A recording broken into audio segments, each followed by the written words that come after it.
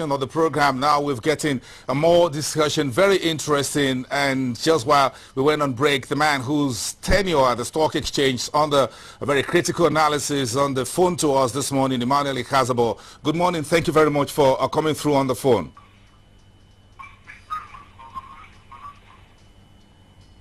Thank you.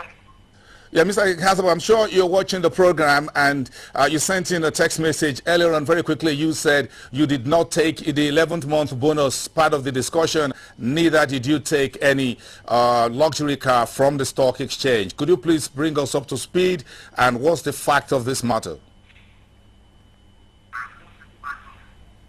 Thank you, Bosin. I would like to explain to the people listening to this program that there is just a deliberate attempt to smear my name. I will therefore want to state clearly that no bonus was ever paid to me, and we did not in the council decide that any bonuses was to be paid to anybody. So I did not get involved in any form other than the monthly salary that I was being paid during my period. And the salary ended on April the 30th when I had my last monthly pay. Regarding the car, I will want to state that the car they are referring to was a Mercedes which was bought in 2004. And the car is about 8 years old now. And when I got to the exchange, that car I was told was not serviceable. And it has been written off the books. I never used that car for one day. I requested that it should be taken to Globe Motors for repairs, and we wanted to trade it in to get another car for the chief executive.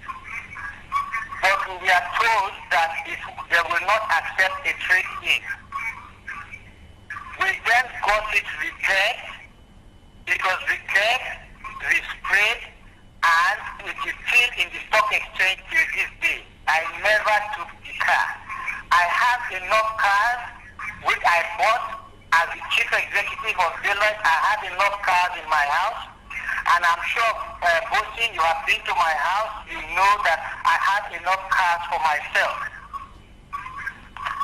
So even the car I was using was even offered to me, and I rejected it.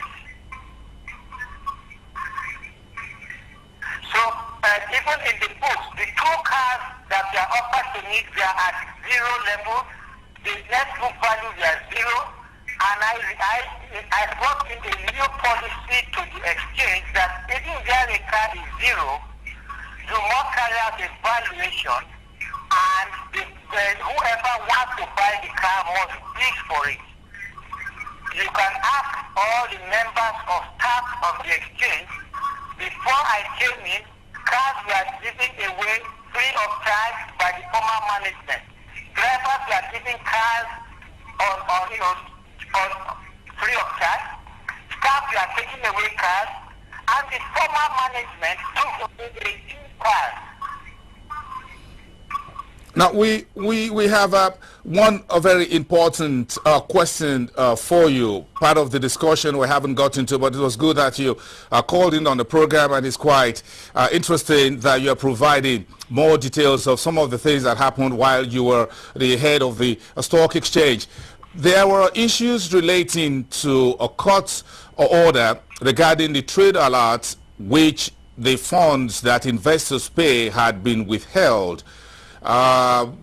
Would you please bring us up to speed on this very particular development, because we have it on our discussion list this morning? Yes, thank you, Bosin. Regarding the trade alert, the court order said we should go back to status quo, and we are back to status quo. And status quo says that we should go to arbitration. we are supposed to negotiate with the executive of Trade and Land.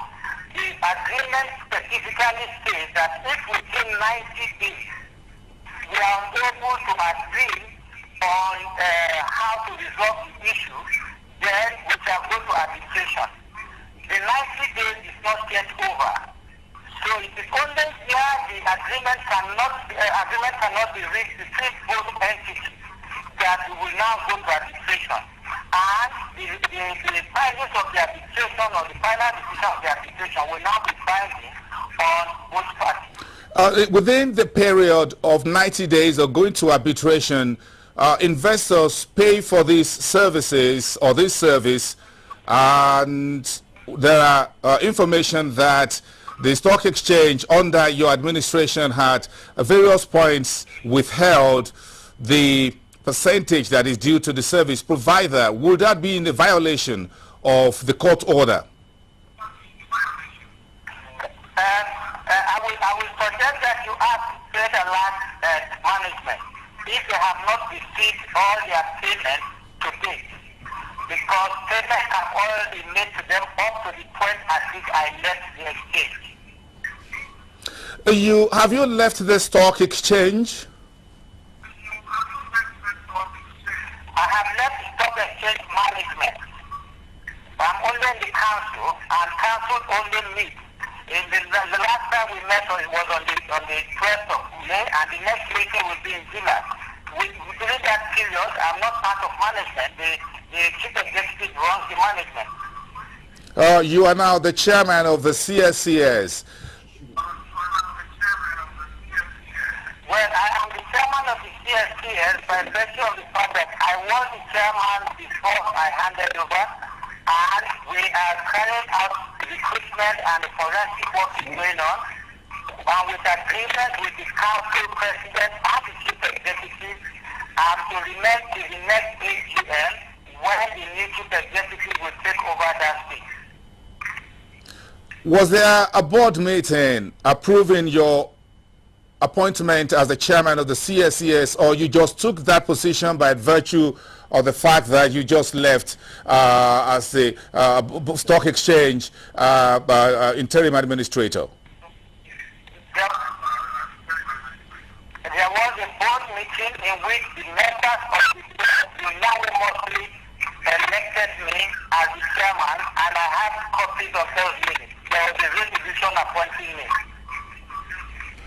All right, thank you very much, Mr. Ikhazoboh. We thank you for your time being with us here on the program via telephone. We will want you to listen to this discussion, and of course we'll have more questions for you as the days go by. Thank you very much, Ikhazoboh, the chairman of the CSCS and former interim head of the stock exchange. Barrister Ikechukwu and Mr. Okezie, I think we have further information right now as to what might have happened or not. We don't have specific documentation to controvert whatever Mr. Ikhazoboh has said, but Mr. Ike, let's hear from you. You've heard his comments regarding the bonus and the automobile. Would you want to make some comments first on those two issues? Yes, our discussion this morning is not aimed at putting Mr. Ikhazoboh Tenure to trial. This is not the forum to put him to trial. We are only reacting to information available to us. Yeah. He has given us an information, and it only behooves on us, from the legal perspective, from the moral perspective, from the social perspective, to make informed comments. This is what we say about the principle of fair hearing. As far as this forum is concerned, we have given Ikhazoboh the opportunity to say his part of the story. If there are further issues that would be raised from his reply, so to speak, then the courts may be called upon to look into them. That's my view there. Let's stick with the 20 minutes to about 10:40 a.m. Mr. Okay, let's get to the issue of the trade alert, which he talked about. Said yes, they went to a stock exchange and Adonanet went to court over this. You investors are the one paying. We have it on authority that some of these funds are being delayed. They haven't been paid to the service provider. Mr. Ikhazoboh says, as at the time he left office, they've been paid. Well, if they have been paid, why should the service provider complain they have not been paid? So who is fooling who is deceiving